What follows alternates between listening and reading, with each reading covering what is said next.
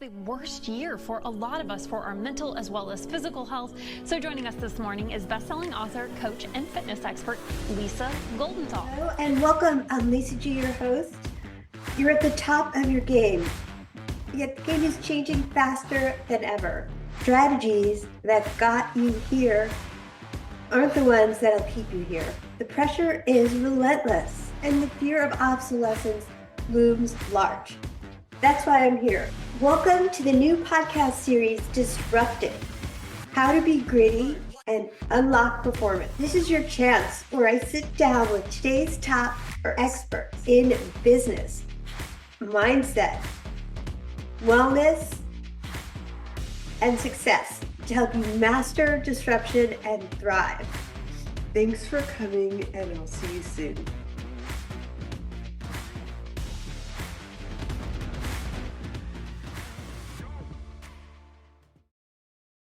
I am here with Shaun, the actual founder of Go High Level. Welcome to the podcast, Shaun. Tell my audience a little bit more about you and your background, what Go High Level is, and how freaking awesome it is.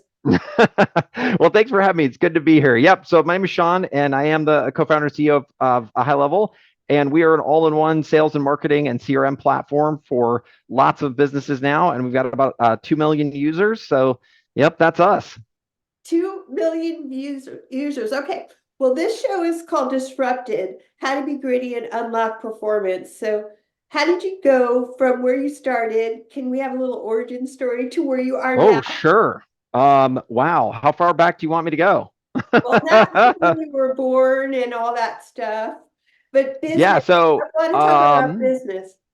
Yeah, absolutely. So, well, I mean, where you come from, I think helps to inform who you are.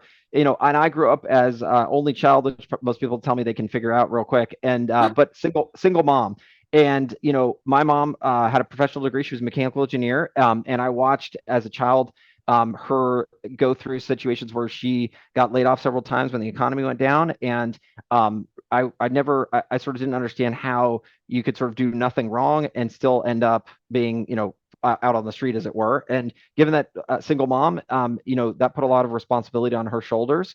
And I thought, gosh, when I grow up, I want to be able to have, if I'm going to lose, I want to lose because I lost, not because some management person told me I'm out of a job. And so that's sort of, I think, what inspired my entrepreneurial journey.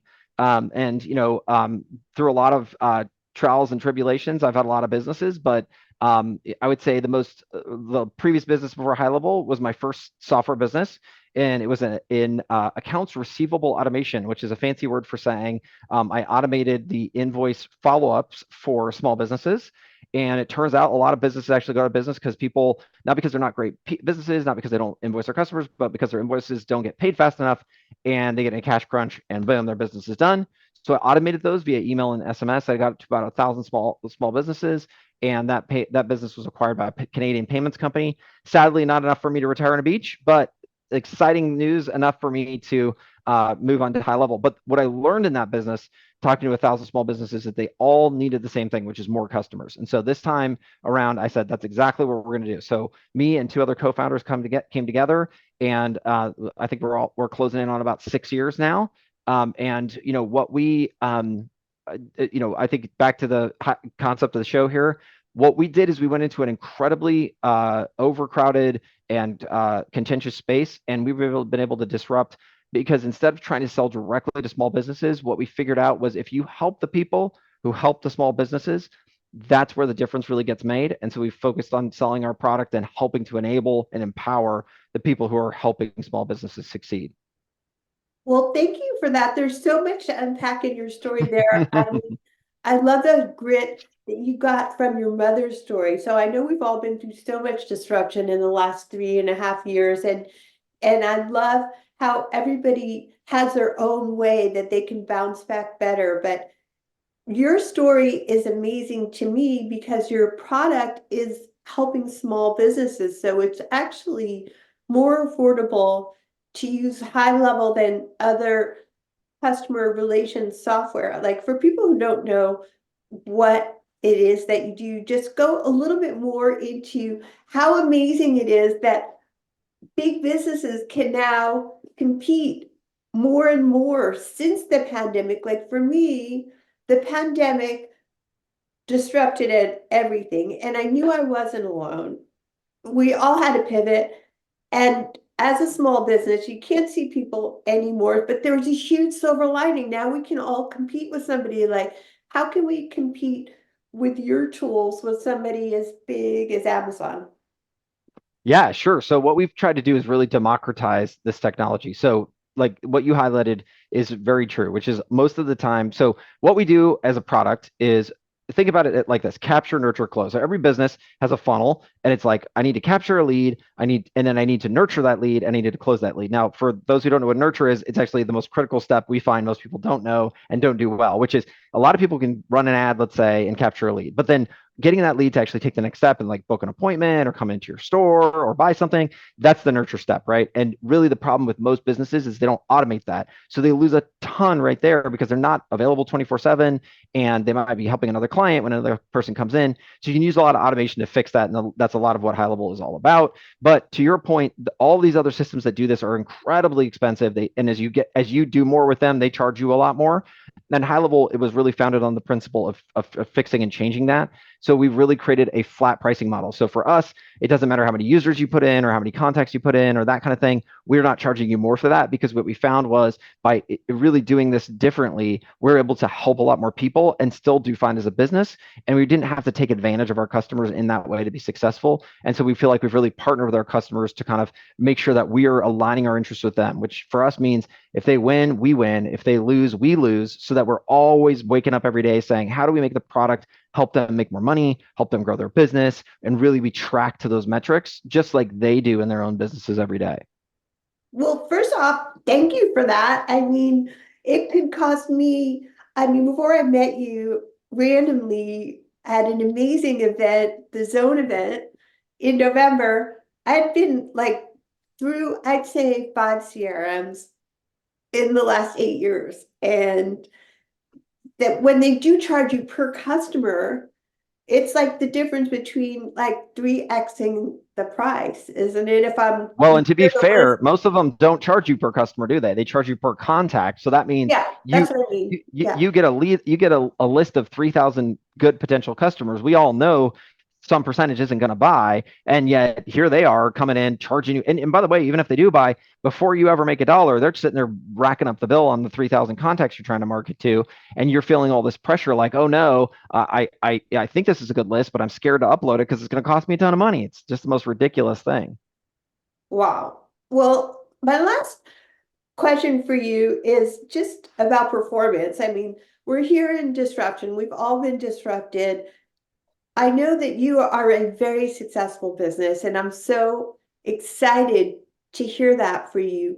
Is it always like a straight shot up, or do you have any business success tips on what it's Oh my really gosh. like in the That's trenches? like, yeah, exactly. So I mean, that's like everyone who comes back from Vegas seems to be a winner, and yet Vegas is still there, right?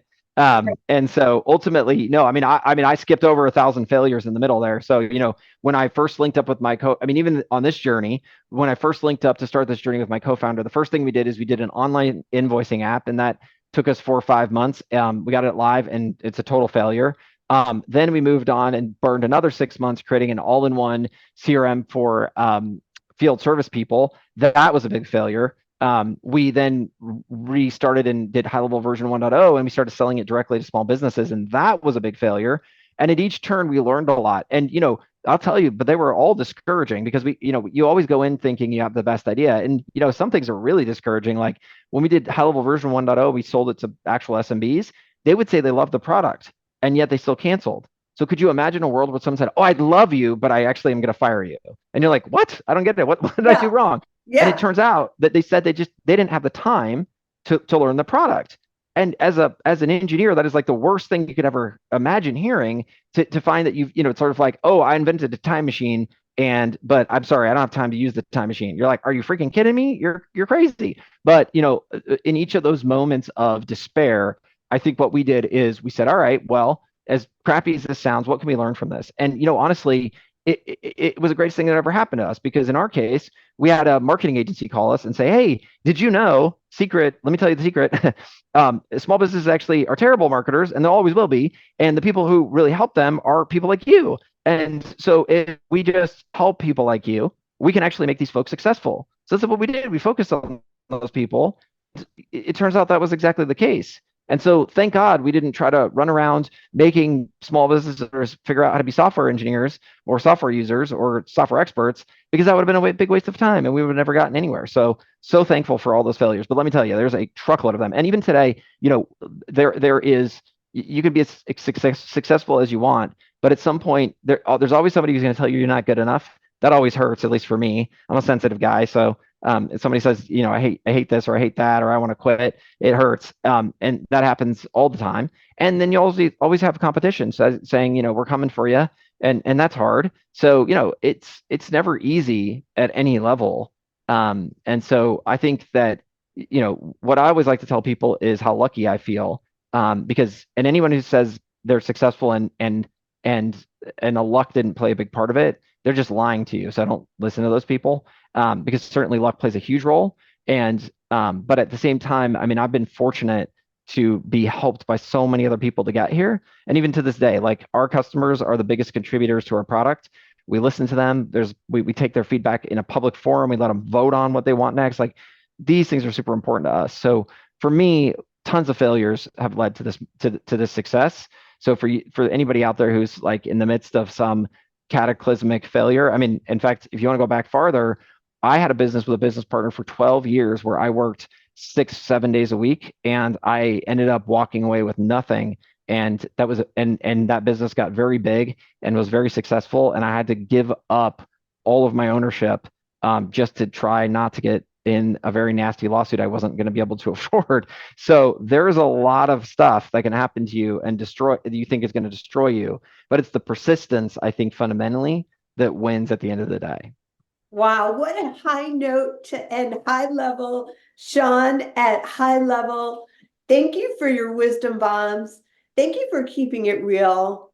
Persistence pays off. How corny does that sound? But it's freaking true. I know I met you at the Zone event. Where can people find you?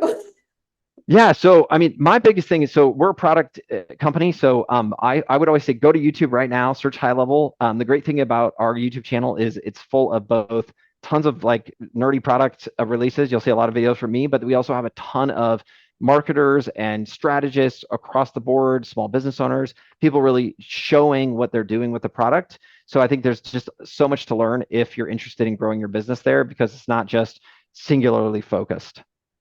Well, thanks, Shaun. High level. Welcome to Disrupted. Have a great day. You're Thank you epic. for having me. This is awesome to be here, and it was lovely to see you again, Lisa. Thank you, Shaun. Bye, everybody.